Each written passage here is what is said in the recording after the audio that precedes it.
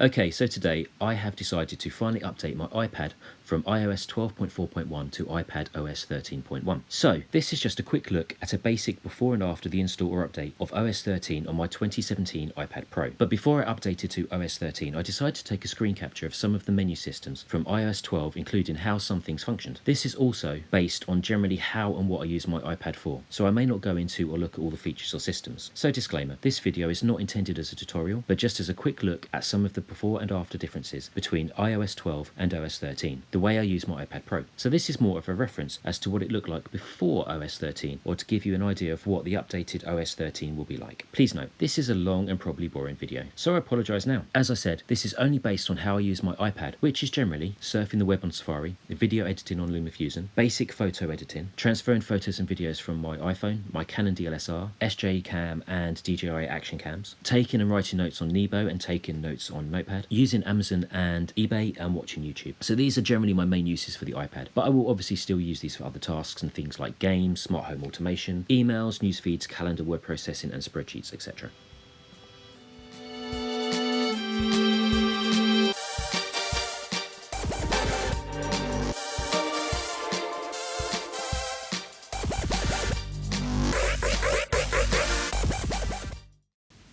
Okay, so I'm starting off in portrait mode, and I quickly have a look at the front notification screen and then the search bar. And then from here I open the control panel from the home screen just by simply swiping down with my finger from the top right. Okay, so just a quick look at the notification panel, and then by swiping from the bottom up I can see all the open apps. So I now open the settings where you can see the iPad is running on iOS 12, but just quickly swiping through the menus.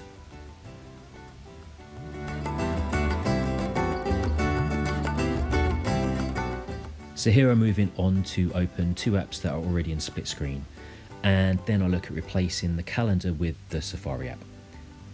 As you saw, I just pulled an app from the taskbar at the bottom, held it over the open app and then let go, and there we have it. And now I'm just having a quick play.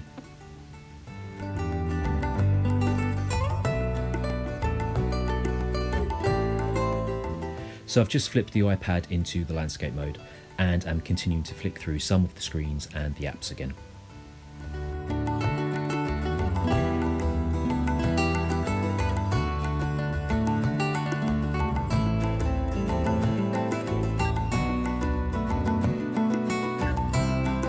Okay, so here I'm now looking to replace Safari with the Notepad in the split screen mode, and then adjust the proportion of the screen size each app can have, which in landscape mode is either or just about under 3/4 of the screen or half the screen per app. I now look to open a third app and have three apps displayed on the screen. This third app sits over the top of the split screen, and you can see just move the window around from left to right. Here I'm now just quickly testing the drawing features and ability of Notepad. I just quickly ran through each of the pens, just randomly scribbling. The eraser will delete one action, but just seeing how the cutting tool works, and as you can see I just drew around the object and was able to move it on the page.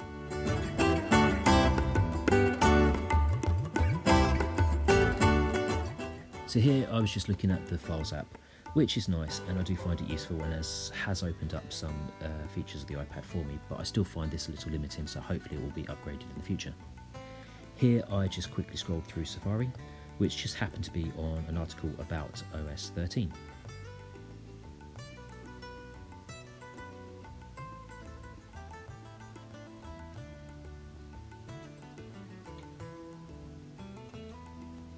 So here I just wanted to see if the background movement would be captured when moving the iPad, and it was.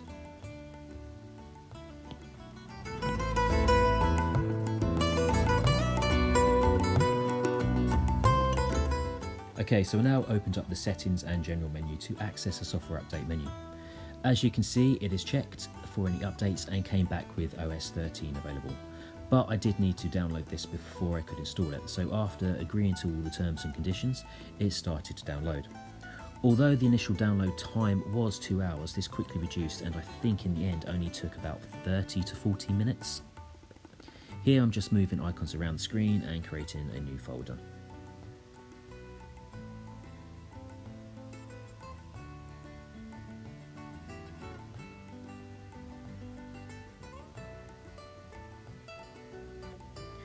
As you can see, only after 2 minutes the download time has decreased to 1 hour. Obviously this will depend on your internet speed.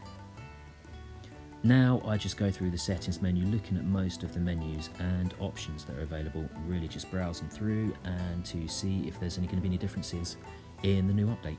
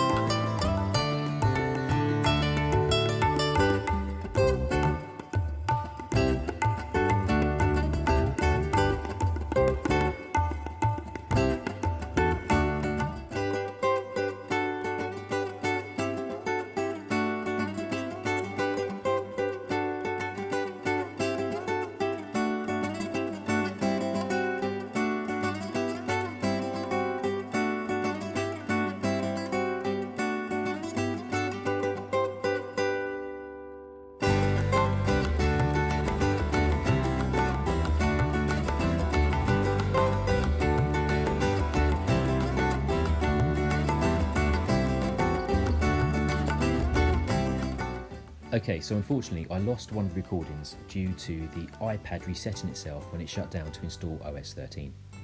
My last recording screen time was 11:30, and then it had completed the install and went through the initial setup at about 1 o'clock. So all in all took me about an hour and a half to download and install OS 13 onto my iPad Pro 2017. So here is my first look at the acclaimed light and dark mode, and right now I'm just toggling between the two to see my initial impressions.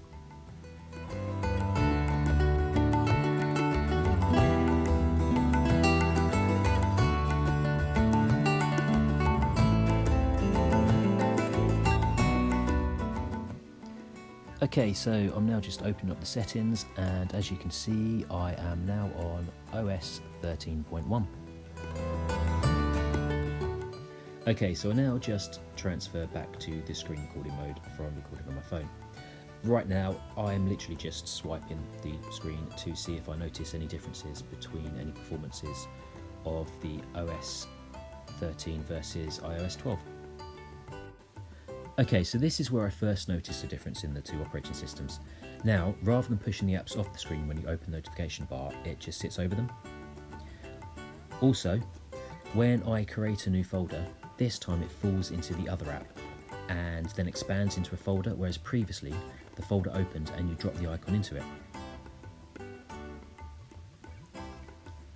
So after dropping the icon back out of the folder, there was a delay before it sprang back into its position, and for a moment I thought you could place the icons anywhere on the screen.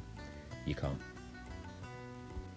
So open up the Files app, and as you can see, as it was last in the split screen mode, it also opens up the other app, so still in the split screen mode. I now flip the iPad into landscape mode and start going through some of the settings and menus again, just swiping and seeing what's around. Here I'm now toggling the light and dark mode, and I can actually see the effect that it has on the iPad.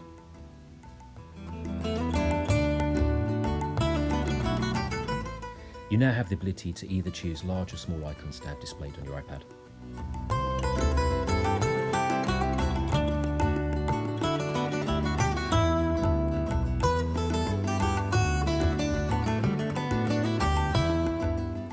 Okay, so some of the reviews I looked at, I was under the impression there was going to be a lot more wallpapers and backgrounds to choose from.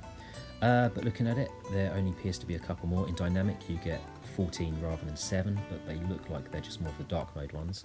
And then in the stills you get 24 rather than 22, so only 2 extra. So although there are a couple more wallpapers and backgrounds, not as much as I was expecting or hoping really.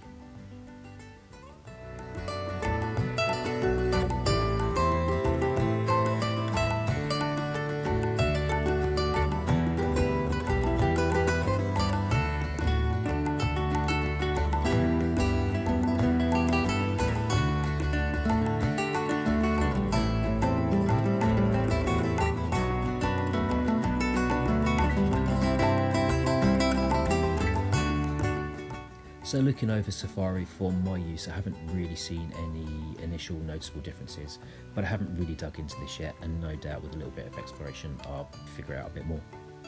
The split screen and third window seems the same, but I believe there are some differences in the way the third screen or the third window can be used. Again, I don't really use it fully to the full potential, so I'm not going to come across it straight away, but with a bit of practice and a bit of investigating, hopefully I will make use of it.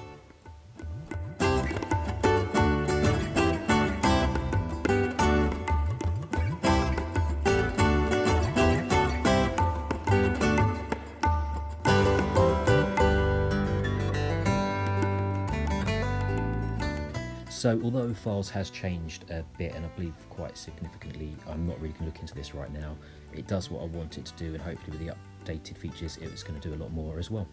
But obviously not forgetting one of the key updates and benefits is the support for external hard drives and flash drives, which I will definitely be using at some point. Okay, so now looking at the notepad again, there are and have been some significant changes and updates, as you will see. One of the most notable ones is with the pen tools. As well as having the extra options, you can also move the pen, or you can also move the panel around the screen, so it can be put in all four sides. But personally, I will keep it at the bottom. It's where I feel most comfortable with. The snipping tool, again, give that a quick go, same features, draw around it, and you can move your item or your object around the screen. Okay, so here just quickly a couple of quick scribbles with a few pens and looking at how they're working, the pressure sensitivity of the pen itself I'm using, and as well as pulling out the colour palette just to see what extras there are. Pulled out the ruler, didn't really notice anything different from the previous one, but one thing I'm kind of like happy to see is the improvements in the eraser, where now there are two options. You've got a delete object, which you can pretty much delete an entire line or scribble, or pixel by pixel, which then means you can use it like an extra eraser and actually carefully erase only part of the object. Okay, so as well as having the large keyboard to type on, you now have a second option of a smaller size keyboard, which is a bit like the one you get on your phone. This time it has a fluid swipe type option, which obviously means you can then just throw your thumb across the screen while typing and spelling out words, which, as you can see, I'm trying to do for the first time on here now. But this swipe option isn't available on the larger size keyboard.